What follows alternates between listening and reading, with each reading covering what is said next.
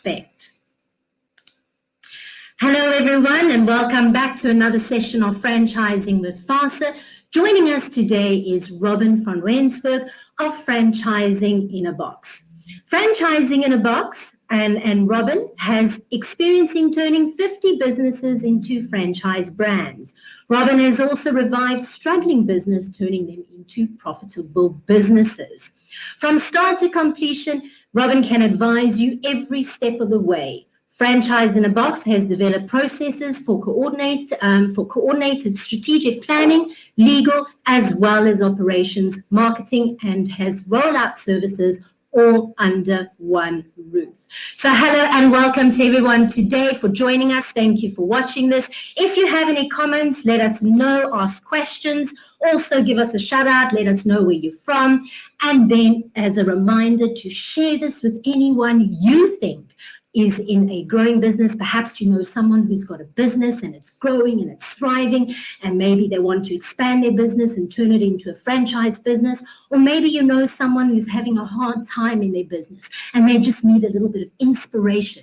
There's always something to learn from these talks that we're having today. So in a moment, I'm going to be chatting with you and Robin about franchising your business and challenges that you could face.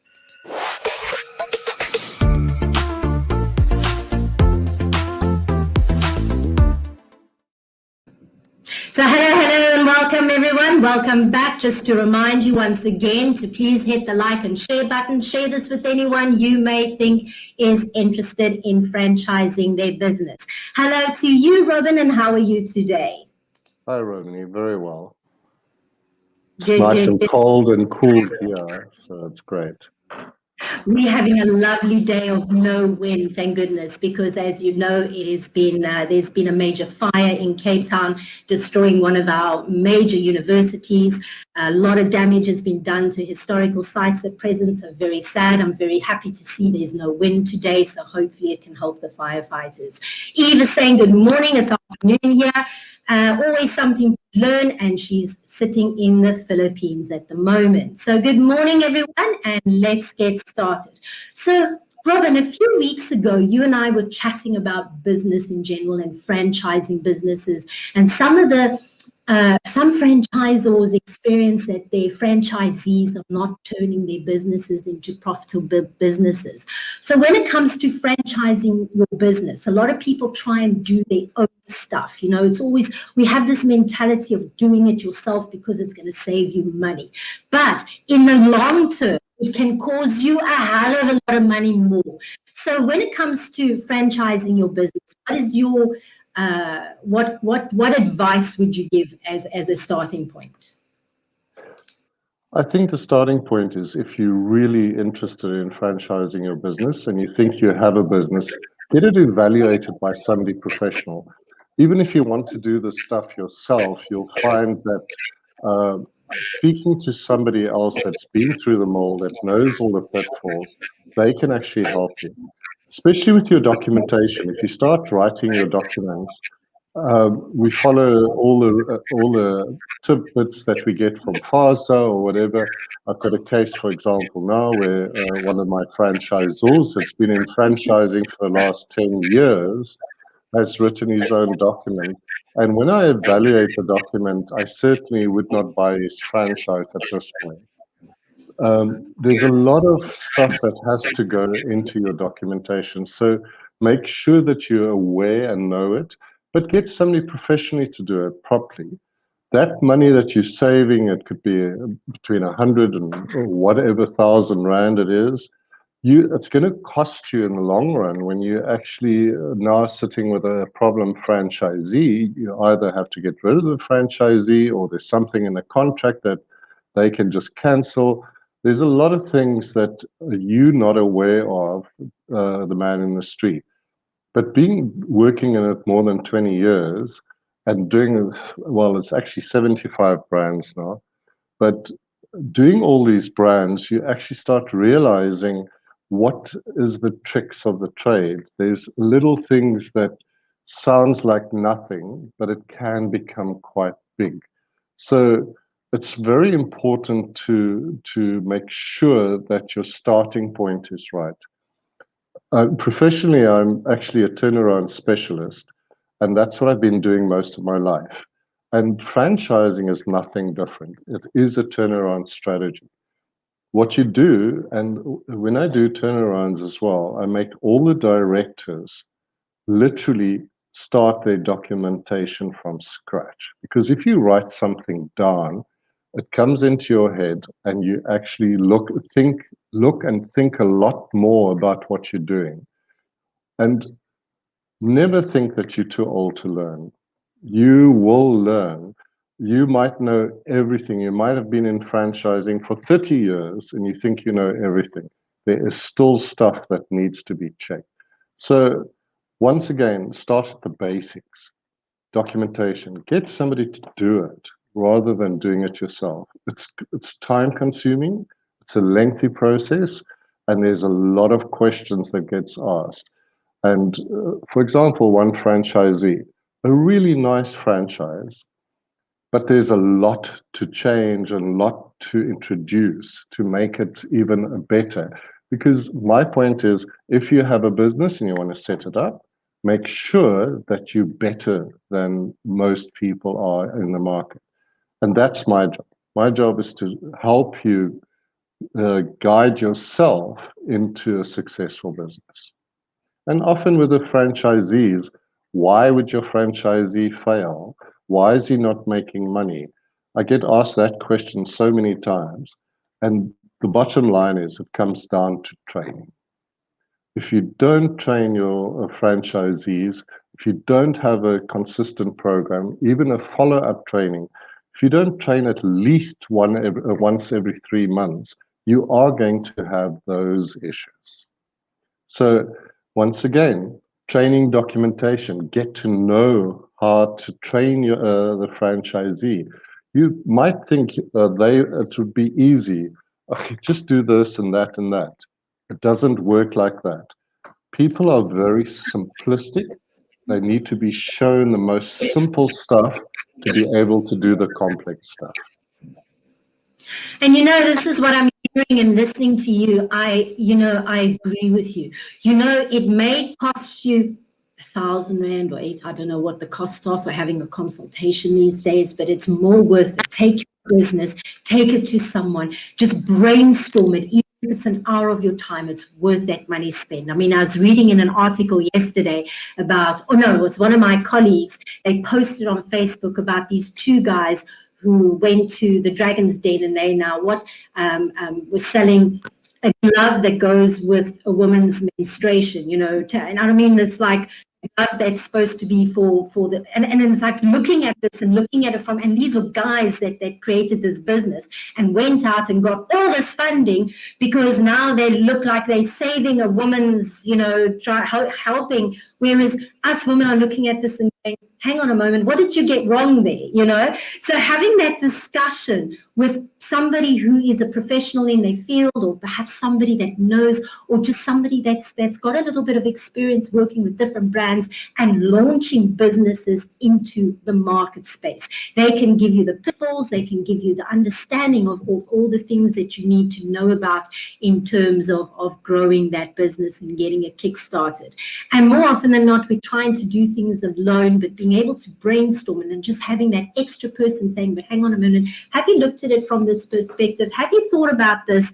Have you considered what's going to happen if this and this and this doesn't work out? The franchise I'm beginning to learn, especially in the disclosure document, my understanding is that disclosure is a blueprint, isn't it? It's a blueprint of your business.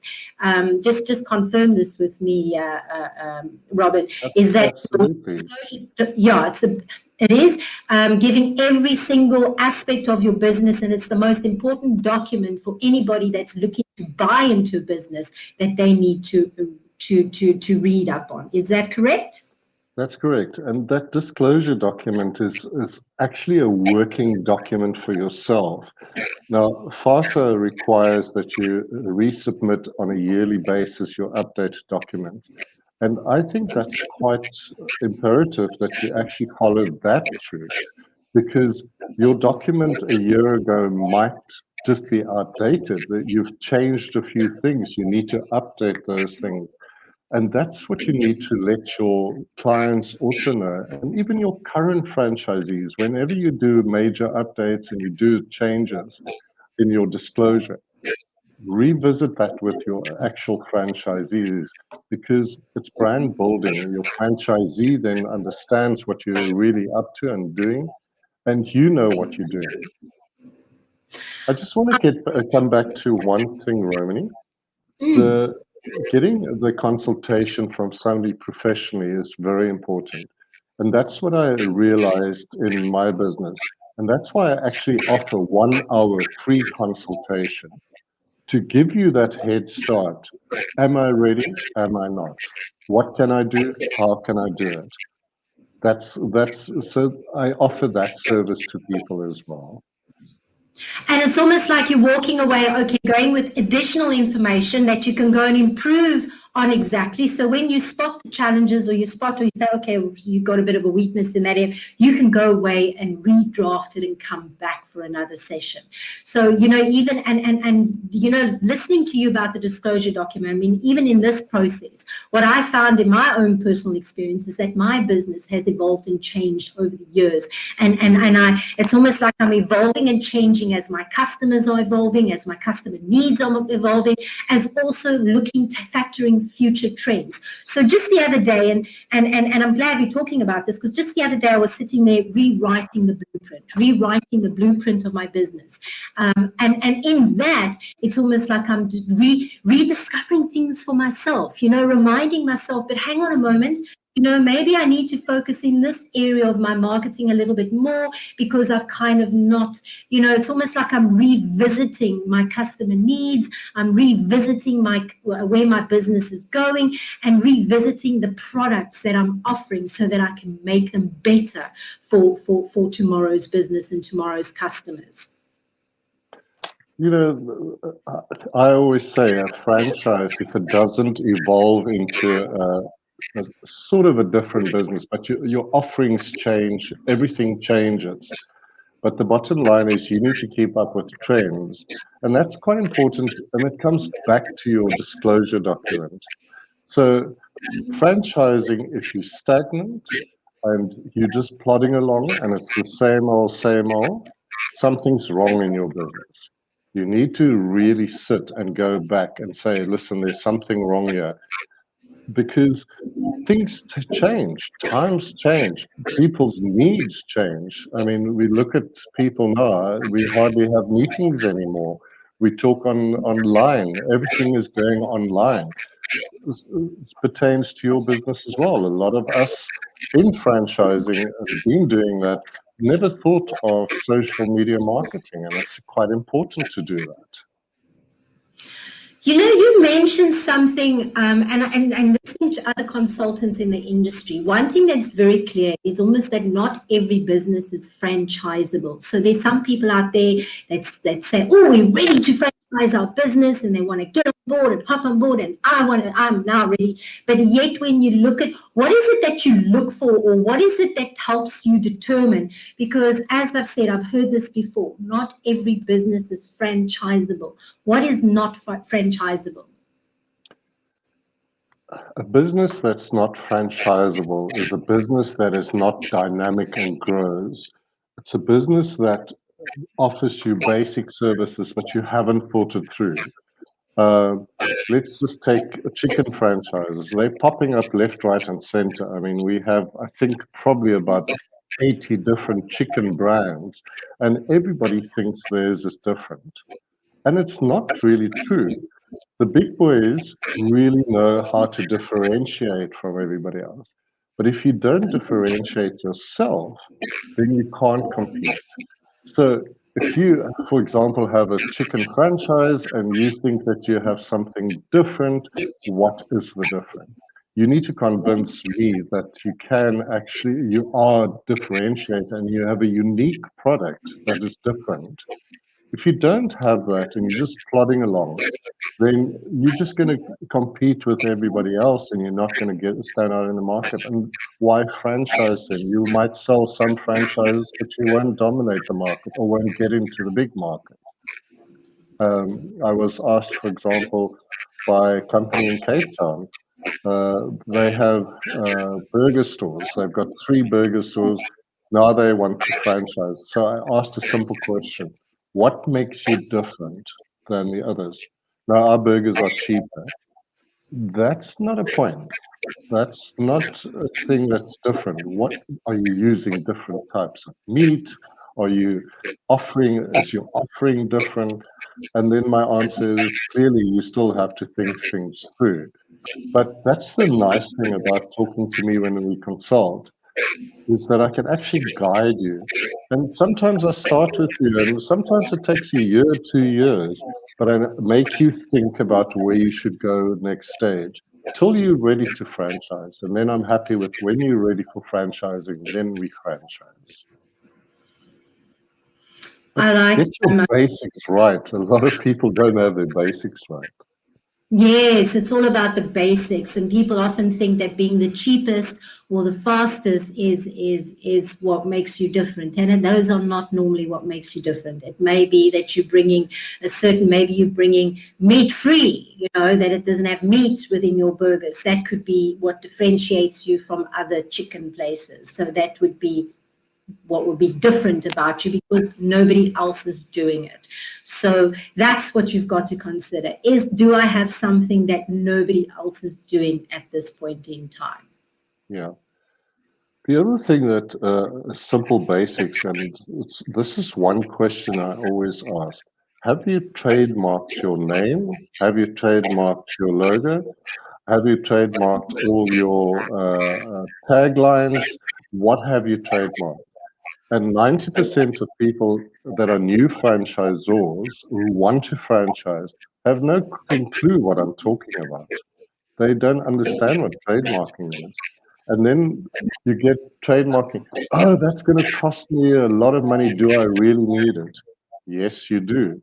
And when you do your trademark, make quite sure that you trademark with somebody that knows what they're doing. Don't get your around the corner lawyer to do it for you. It doesn't work because they don't do searches properly. They don't see if your trademark is going to have issues.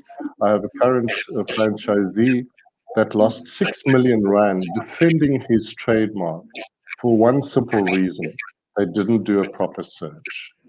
Sure. So 6 million bucks to lose. So once again, coming back to basics, do your trademarks, do this, do your documentation right, all of that sort of stuff. Get your basics in place. And gosh, where does the time go? So yes, one last question for you now. What is it for you as to why are you a member of FOSA, and why do you recommend people being a member of FOSA? FOSA is actually a brilliant organization. They actually help people to have structure. Because if you're FASA registered and you're going through FASA, there's a lot more trust. There's a lot of fly-by-nights. In the last couple of months now, I've seen 2 companies. They are selling franchises like crazy, and they've got 100 franchises going, and they're doing well. But they don't conform to anything. They don't conform to the CPA Act. Their contracts are terrible. So many pitfalls in it, and they're not FASA registered. Now, if they were FASA registered, they would have had that information, what to do, and do the right thing and follow the right process. And the other thing that FASA does very well, it brings your service providers and the people that need it together, plus your franchisees, because often your franchisees are at a loss and they're not quite sure what they've done wrong, and they're now having a dispute. And those disputes can be resolved through FASA because they're really good at helping these people to sort their story out. So being a FASA member, I think, is imperative if you're in franchising. Thank you, Robin. And that's all we got time for today. I just want to let you know that if you'd like to get a hold of Robin, we will be popping his link in the comment box below. You can click on that link and send Robin a message to see he's offering a free consultation to find out whether your business is viable, whether you have a business to franchise. So make use of that. It could be probably one of your most valuable hours. So I just want to remind everybody in closing that FOSA is an organization that's there to protect, lobby, promote, and develop ethical franchising across all sectors in South Africa with a specific focus on transformation. If you'd like to know more about FOSA, you